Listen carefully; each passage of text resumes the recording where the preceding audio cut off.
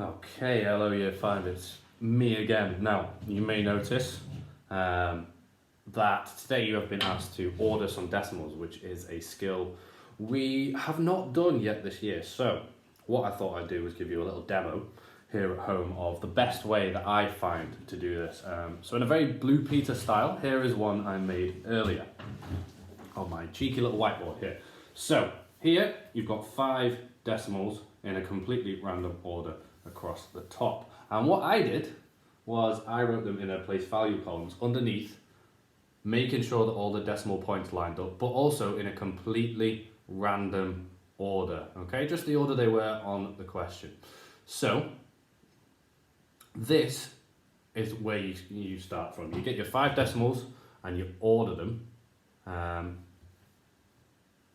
Random order on there, and we can go from there. So here it says ascending order, which hopefully by now we know means going from the smallest to the largest. So first of all, what you've got to do is you've got to look into the largest place value column you have, which is our ones column here. And in our ones column, we have 4 of them with the same value of a 2, and then we've got one with the value of a 3. So we know that's not going to be the smallest. So we can ignore that one for our first number, because it's not going to be that. But then, because these are all the same, we have to look in our next place value column. And what we've got is a 1, a 3, a 0, and a 7. Still ignoring the bottom one, because that was largest in the ones column. So now I know that the smallest is the one with the lowest value in this column, which is here, 2.04. Not 2.3, because as you can see, the 3 is in the tenths and the 4 is in the hundredths.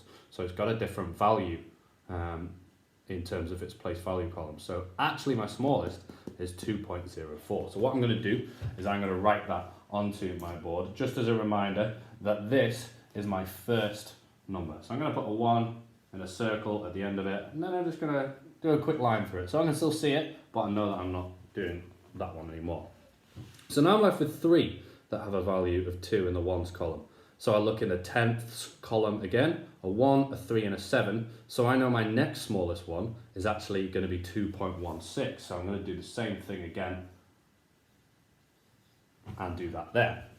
All right, then I keep going the same. I've got 2 ones, 2 with 2 in the ones column, which are both the same. Move on to the next largest column, 3 and a 7, so I can tell that 3 is smallest and then 7 is going to be next.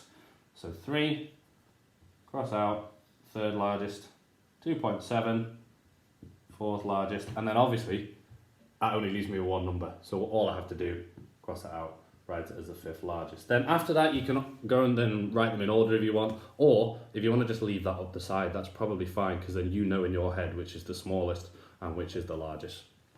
So there we go, quick crash course in ordering decimals. First step, write your place value columns. Second step, write them all out in just the order they were in the question. And then step 3, compare them column by column until you can see which one is smaller and which one is larger, and then cross them out when you've ordered them. Okay, have fun and make sure you are tuning into our Twitter and our YouTube and everything to keep up to date with what we're doing. See you later, Year 5.